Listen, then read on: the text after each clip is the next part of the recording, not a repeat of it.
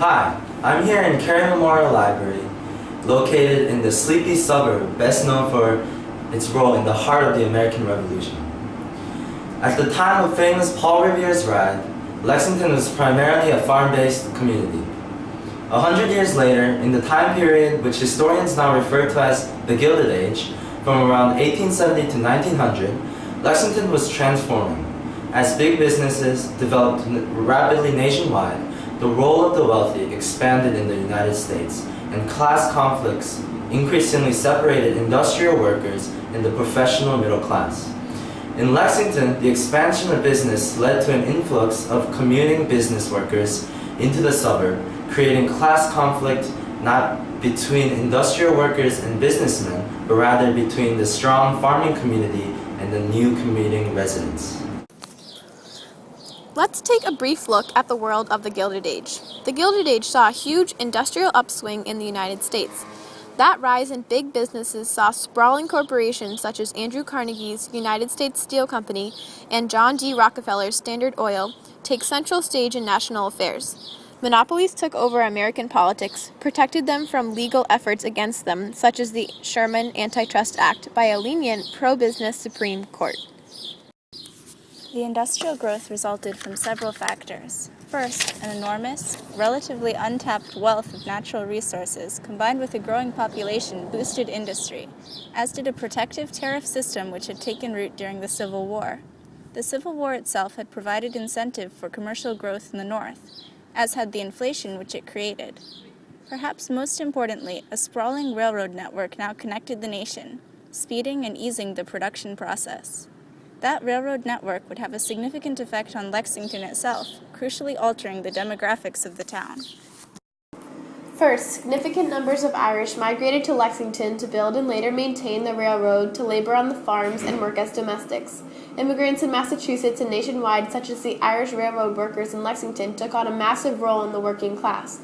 By the turn of the century, only 1 in 4 working-class laborers in Massachusetts would be native-born of native-born parents. In contrast, 5/6 of the more educated professional service laborers were native-born.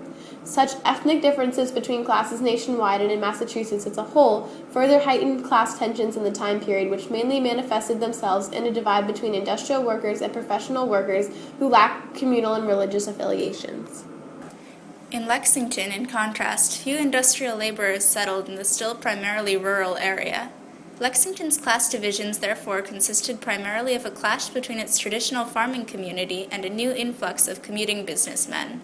Railroad service to Boston brought middle-class businessmen and professionals into Lexington, who could now reside here while commuting to work. United States citizens had always idolized rural life. It was viewed as a more moral lifestyle than the corrupting bustle of urban life. However, as businessmen flocked to the escape which Lexington provided from a city lifestyle, its rural nature declined. With a new market provided by these wealthy professionals, Lexington business began to provide various amenities for a wealthier market. Farming lost its place at the heart of the community. Despite notes of discord in the form of class conflict, the middle class rapidly grew into a thriving, bustling Lexington community. Various clubs sprung up made of new, upper-middle-class portion of Lexington society. For example, the Lexington Gun Club was photographed with 17 members in 1889, all proudly toting rifles and expensive garments. A photograph of the Bridge Club also displays a host of members here sprawled out on an elegant balcony. During the Gilded Age, not only the demographics but also the geography of Lexington evolved quickly. That balcony would, by the end of the Gilded Age, likely have overlooked other nearby houses. Housing grew denser as agriculture ceased to be the primary source of income in Lexington. The new upper middle class saw the growth of plants not as a source of income, but rather as a leisure activity. In fact, another Lexington club, the Gardening Club, developed on this newly expanded interest. The club's focus, as it stated in its preamble, was improvement of Lexington by planting of additional trees and ornamental plants. Such clubs were not a feature of Lexington alone. Nationwide, clubs developed during this time period, catering to various population groups. For example, the YMCA was started during this time period, as was the New England's Women's Club. Both clubs exemplify a nationwide trend of growing clubs, societies, and organizations. Finally, Lexington's population grew during this time period, both through natural growth and through an influx of businessmen and immigrants. By 1876, Lexington's population had increased drastically enough that the Centennial Lexington Historical Society on Mass Ave was thoroughly packed with residents. During the Gilded Age, commuting businessmen poured into Lexington, increasing the town's population. Bucking the nationwide trend, Lexington saw little class conflict between industrial workers and businessmen.